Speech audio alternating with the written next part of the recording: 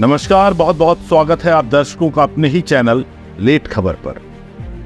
अयोध्या के राजा भगवान राम भव्य मंदिर में विराजे हैं, तो टीवी सीरियल रामायण में भगवान राम की भूमिका निभाने वाले अरुण गोविल चुनावी मैदान में हैं। ऐसे में चर्चा तेज हो गई है कि आखिर भगवान राम हो या उनका रूप धारण करने वाले सीरियल के राम, वनवास तो दोनों को ही झेलना पड़ा।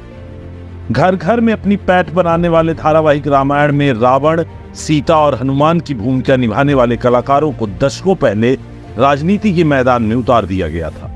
रावण का किरदार निभाने वाले अरविंद त्रिवेदी हों या सीता की भूमिका में करोड़ों दिलों को जीतने वाली दीपिका चिखलिया, या फिर अपने अनुभव से एक अलग छाप छोड़ने वाले हनुमान यानी तारा सिंह, सभी को भाजपा ने ही राजनीति के मैदान में उतारा था, लेकिन अरुण गोविल अछूते रह गए थे।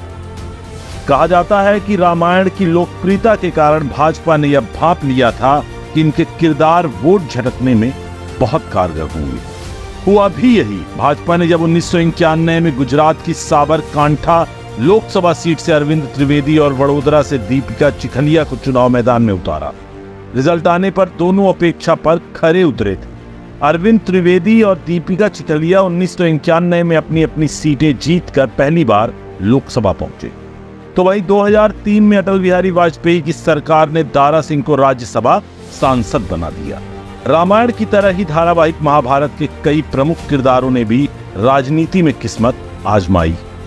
तो क्या रावण और सीता का रिकॉर्ड कायम रखेंगे राम यानी अरुण गोविल? बहरहाल रामायण के राम यानी अरुण गोविल के राजनीतिक वनवास की कहानी तो यही है कि उन्होंने भी भगवान राम की तरह मर्यादा निभाई और चुनाव मैदान में उतरने से कांग्रेस से इनकार कर दिया था। लेकिन अब भाजपा ने उन्हें मना लिया है और वो मेरठ से लोकसभा प्रत्याशी है। अब सवाल यह है कि क्या अरुण गोविल अपने साथी कलाकारों की तरह ही चुनाव जीत पाएंगे?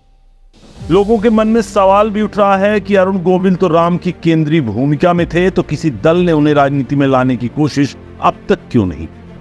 कहा जाता है कि ऐसा हुआ था। देश के पूर्व प्रधानमंत्री राजीव गांधी ने अरुण गोविल पर पहले ही बाजी लगा दी थी। कांग्रेस ने अरुण गोविल को पार्टी में शामिल कर लिया और कांग्रेस उन्हें इंदौर से टिकट देना भी चाहती थी, लेकिन बताया जाता है कि अरुण गोविल अपनी छवि को लेकर इतने सतर्क थे कि उन्होंने चुनाव लड़ने से इनकार कर दिया था। तब दरअसल आज भी अरुण गोविल की छवि ऐसी ही है कि कई लोग उन्हें देखते ही श्री राम समझकर हाथ जोड़ लेते हैं। मन में उनके प्रति ऐसा आदर है